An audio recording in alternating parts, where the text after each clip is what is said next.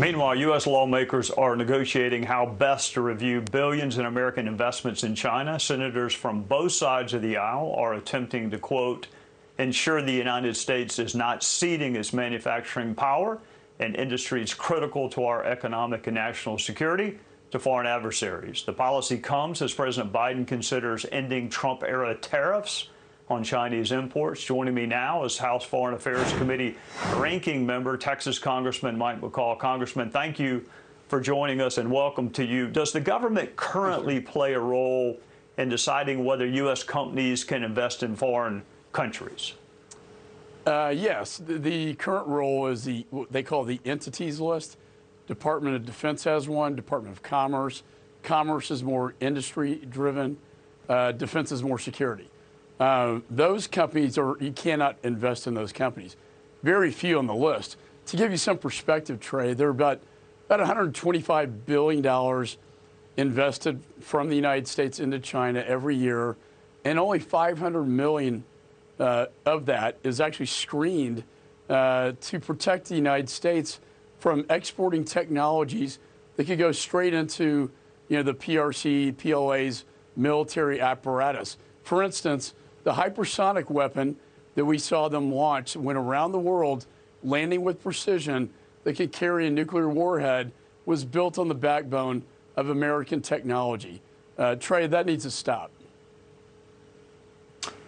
Congressman, during the pandemic, there was much discussion about reducing our reliance on goods imported from China. Is there still talk about decreasing our reliance on what's becoming increasingly an adversary of ours?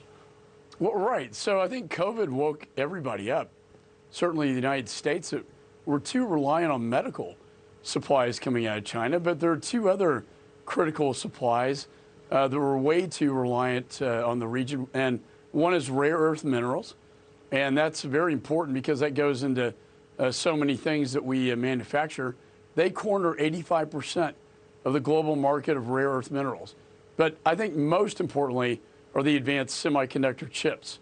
My Chips for America Act that John Cornyn is pushing on the Senate, me in the House, it's bipartisan, is to get that investment, that manufacturing of these chips, which go into everything from your iPhone or Android to your vehicles, your autos, to the most advanced weapon systems.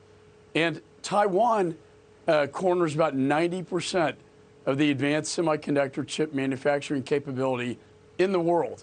We know that President Xi now has threatened to take over Taiwan as he looks at Putin threatening Ukraine. This is very serious. If our semiconductor chip manufacturing is done in vulnerable nations like Taiwan and in China, it puts us very much at risk. Congressman, you mentioned Xi and Putin. There seems to be this partnership emerging between China and Russia. Perhaps it's always been there, and we're just hearing about it. What do you make of this kind of recent partnership where they're kind of aligned, it seems like, against the interest of the West? It's very dangerous. I call it an unholy alliance. It happened at the Beijing Olympics. Putin told him he's going to invade Ukraine, by the way. And President Xi fully supports that. At the same time, Putin fully supports President Xi's efforts to invade Taiwan and take over the South China Sea. The parallels to my father's war, World War II, are so striking here. When I was in Poland, they talked a lot about 1939, when Hitler invaded Poland. When you look at President Xi's threat to Taiwan, South Pacific, the interesting point here as well, Trey, is that Solomon Islands, that my father's generation liberated in World War II, was taken over by Taiwan because they basically bought them off and signed a security agreement. Those islands now are in the hands of the PRC and President Xi, Communist China. This is a wake-up call like I've never seen. Congressman, I know particularly if you are in the majority, but you're going to do it regardless. You're going to continue to monitor our reliance on China and also this flow of information from our technology base over to them. Thank you for joining us on a Sunday night. We look forward to having you again. Happy Father's Day, too.